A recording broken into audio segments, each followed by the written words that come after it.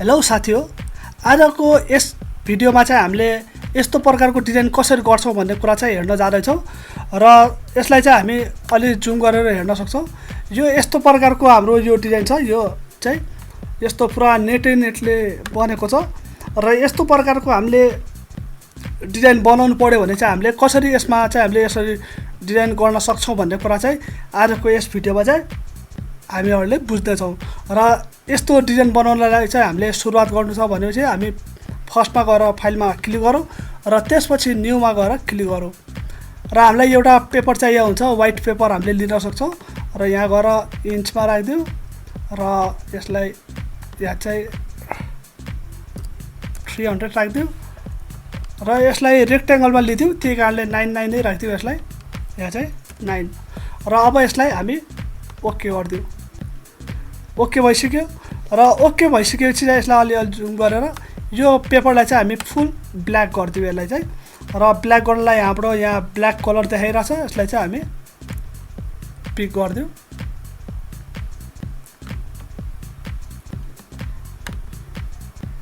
र हाम्रो यो चाहिँ पेपर ब्ल्याक भइसकेको छ र अब यसमा चाहिँ हाम्रो जसरी 9 को हामीले पिक्चर ल्याएको छ भनेपछि 450 4.5 मा हामीले मतलब यहाँ गएर सिलेक्ट गर्दियौ र यहाँ माथिबाट पनि हामी ल्याएर सिलेक्ट गर्दियौ। अब यो हाम्रो सिलेक्ट भइसक्यो। यसरी हामीले साइज नापिसक्यौ र नापिसकेपछि चाहिँ हामी पेन टुल लिन सक्छौं र पेन टुल लिएर चाहिँ हामी गएर यसलाई यहाँ गएर क्लिक गर्दियौ जोइन्टमा र त्यसपछि यहाँ र हामी यतिमा यसलाई क्लिक गरेर यतिको शेप ल्याइदियौ र त्यसपछि यसलाई हामी यहाँ पनि क्लिक गरेर यसरी शेप ल्याउन सक्छौं र अब यहाँ गएर क्लिक गरौँ र यसरी शेप ल्याइदियौ। यो हामीले यसरी नै शेप ल्याउनु पर्छ भन्ने छैन। यसमा चाहिँ हामीले आफूले चाहेको सिस्टमले चाहिँ हामीले शेपहरु ल्याउन सक्छौं र शेप राख्न सक्छौं यसलाई। यो चाहिँ र कुनै पनि एंगलमा चाहिँ हामीले यो शेपहरु चाहिँ राख्न सक्छौं र अब हामीले यो पेन टुल यसरी ड्रा गरिसकेपछि चाहिँ हामी गएर एउटा न्यू लेयर लिदियौ। यहाँ गएर क्लिक गरौँ। हाम्रो न्यू लेयर आइसकेको छ यहाँ चाहिँ र न्यू लेयर आइसकेपछि चाहिँ हामी यो जुन हाम्रो देखाइरा छ यसलाई हामी पेन टुल गएर क्लिक गरौँ र त्यसपछि यहाँ पोइन्टमा गएर हामी राइट क्लिक गरौँ। राइट क्लिक गरिसकेपछि चाहिँ हाम्रो स्टक पार्ट भनेर अप्सन देखाउँछ। यहाँ चाहिँ हामी क्लिक गर्दियौ र क्लिक गर्दा हाम्रो यो पेन्सिल साइजहरु चाहिँ यहाँबाट देखाउन थाल्छ यो सबै।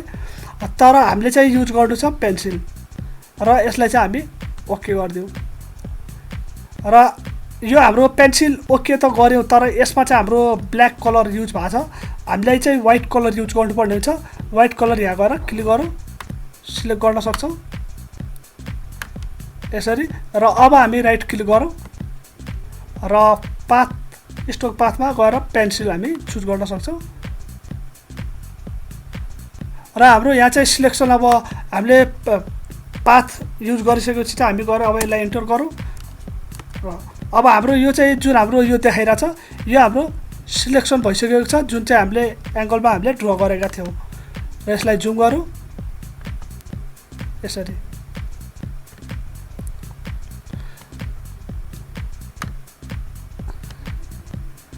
र अब यो जुन हाम्रो लाइनिङ देखाइरा छ यसलाई के गर्नुपर्छ भनेपछि यहाँ गएर हामी लेयरलाई चाहिँ कपी गर्दियौ यसलाई र यसलाई अलि 1 पोइन्ट 2 पोइन्ट माथि चाहिँ हामीले गर्न सक्छौं र यतिमा हामीले गर्दियौ यसलाई र त्यसपछि यो दुईटैलाई चाहिँ हामी मर्ज गर्दियौ। यहाँ गएर मर्ज र अब हामी गएर यसलाई चाहिँ फेरि गएर कपी गर्दियौ। यसरी कपी भयो र यसलाई हामी डुप्लिकेट गर्दियौ र यसरी हाम्रो यो डुप्लिकेट भइसक्यो र त्यसपछि हामी यो दुईटालाई फेरि मर्ज गर्दियौ मर्ज डाउन र अब हाम्रो यो भइसक्यो र यसलाई चाहिँ हामी गएर कपी यसलाई हामीले निरन्तर रूपमा चाहिँ कपी गरिरहनु पर्ने हुन्छ यस्तो मर्ज गर्दै यतिमा र अब हामी फेरि यसलाई दुईटालाई मर्ज गरौँ यहाँ गएर मर्ज र अब हामी फेरि यसलाई कपी गर्दियौ र यसलाई माथि सारौँ अलि र यो डिजाइनको मुख्य कुरा के छ भने चाहिँ हामीले माथि सार्दा चाहिँ हामीले ध्यान दिनुपर्ने हुन्छ र ध्यान दिँदा चाहिँ हामीले यसलाई चाहिँ किबोर्डबाट जुन हाम्रो ब्रेकेटहरु छ त्यसले चाहिँ माथि सार्नु पर्ने हुन्छ किनभने ब्यालेन्स हाम्रो नबिग्रोस् भनेर यो सबै जसरी अहिले म सार्दै छु यसरी चाहिँ हामीले माथि सार्नु पर्ने हुन्छ यसरी र अब यसलाई दुईटालाई मर्ज गर्दियौ र मर्ज भइसक्यो र अब यसलाई फेरि हामी एउटा कपी गरौँ र यसलाई माथि सारौँ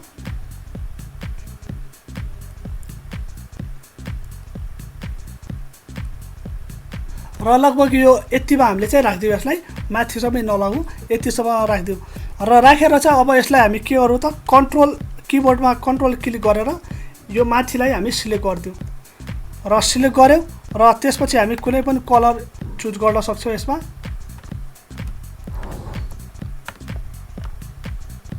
जस्तै यो रेड कलर राख्यो र यसलाई अल डिलिट हामीले गर्न सक्छौँ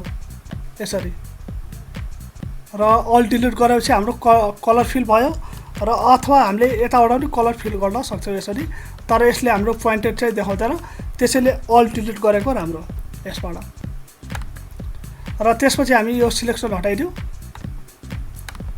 हाम्रो यो यस्तो प्रकारको देखियो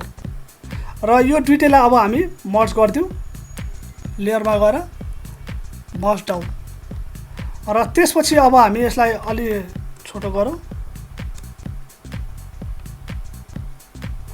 र यस्तोमा हाम्रो यो भइसक्यो यतिसम्म पुग्यो र यसलाई अब हामी फेरि कपी गर्दियौ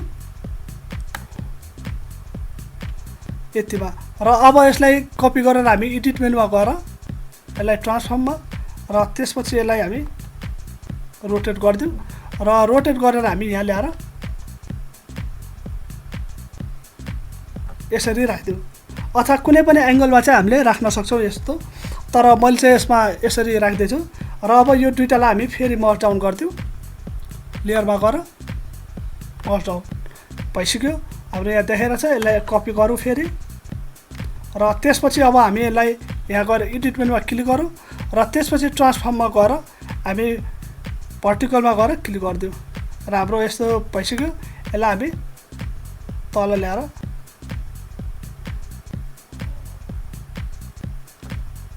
यसो चाहिँ हामी राख्दियौ र लगभग यो यस्तो देखिरहेछ अब यसलाई अलि यतिमा ल्याऊ र अब यो दुईटालाई चाहिँ हामी मर्ज डाउन गरिदियौ फेरि गएर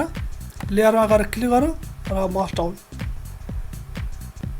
भइसक्यो यसलाई हामी डुप्लिकेट गरिदियौ र डुप्लिकेट गरिसकेपछि चाहिँ यो यस्तो प्रकारको देख्छ त्यसपछि हामी गएर यसलाई एडिट मेनुमा र त्यसपछि ट्रान्सफर्ममा गएर हामी क्लिक गर्न सक्छौँ र यसलाई हामी रोटेट गर्न सक्छौँ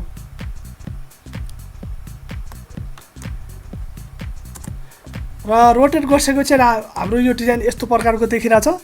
यसलाई हामी एकचोटि अझ यो मर्ज डाउन गरौँ यसलाई एडिटमा र त्यसपछि मर्ज डाउन र हाम्रो भइसक्यो यसलाई हामी डुप्लिकेट गर्न सक्छौँ र डुप्लिकेट भइसकेपछि चाहिँ अब हामी यसलाई फेरि गएर एडिट मेनुमा गएर ट्रान्सफर्ममा हामी गएर क्लिक गर्न सक्छौँ फ्री ट्रान्सफर्ममा र यसलाई हामी रोटेट गर्न सक्छौँ यसरी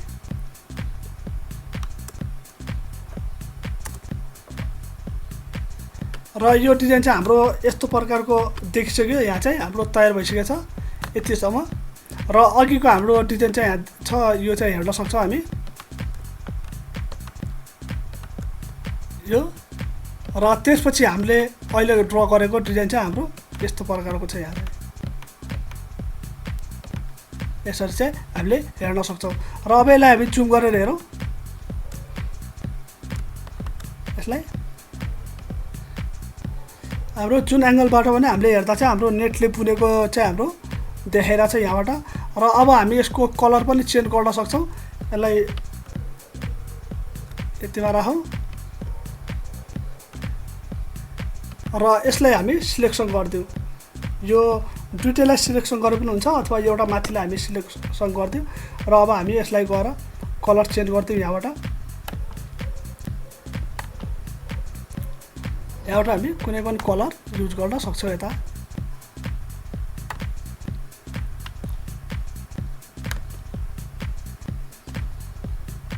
यसरी चाहिँ